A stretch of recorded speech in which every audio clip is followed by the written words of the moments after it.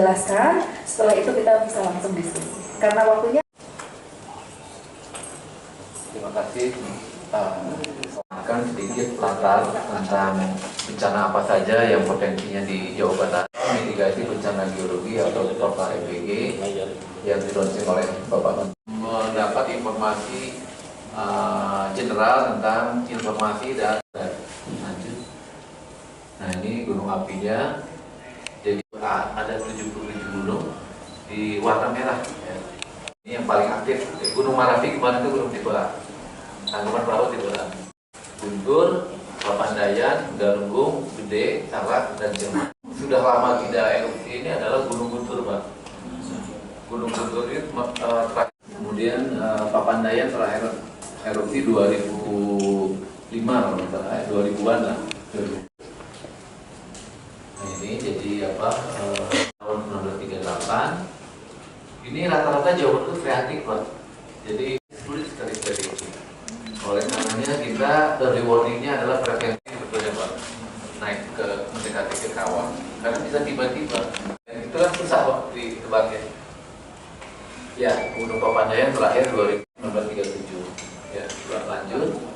Udah gunung, lanjut saja.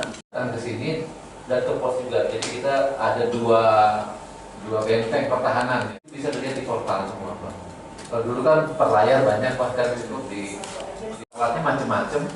Jadi ada alat pendeteksi getaran, ada dan juga suhu ya. Coba lanjut. Ide dari portalnya agar masyarakat bisa langsung akses tahu.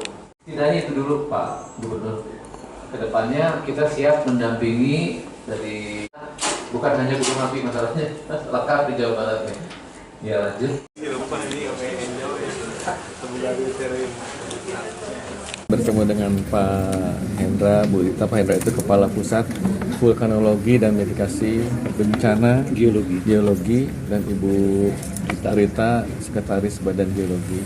Kami ingin berkoordinasi khususnya untuk memitigasi bencana, karena kan saat ini kita sudah memasuki musim penghujan yang ekstrim dan juga teman-teman juga melihat banyak terjadi longsor dan juga gerakan tanah. Nah itu kami pemerintah provinsi ingin lebih tahu lebih detail seperti apa sebetulnya dan apakah bisa dihindari.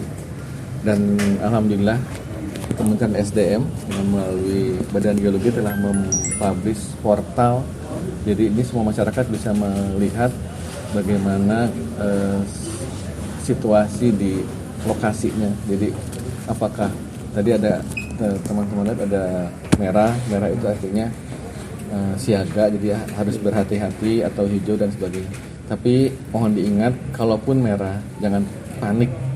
Itu harus hanya menuntut kita lebih waspada lagi, tapi tidak perlu ditanggapi berlebihan. Jadi kalaupun misalnya masyarakat bangun rumah di situ, disesuaikan dengan anti gempa dan sebagainya. Jadi kami ingin lebih tahu, dan ini kan Badan Geologi untuk seluruh Indonesia. Jadi kami masa yang tetangga depan, kata Bu Rita, tetangga depan dekat tapi jauh karena jarang datang, tapi jadi sekarang kami datang jadi dekat di mata, dekat di hati ya.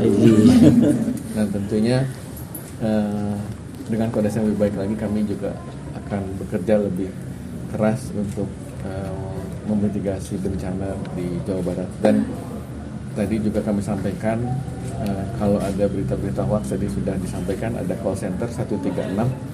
Jadi masyarakat yang ingin tahu apakah sebuah berita letupan gunung berapi atau pergerakan tanah dan sebagainya atau tidaknya, bisa ditanyakan langsung ke tadi call center 136.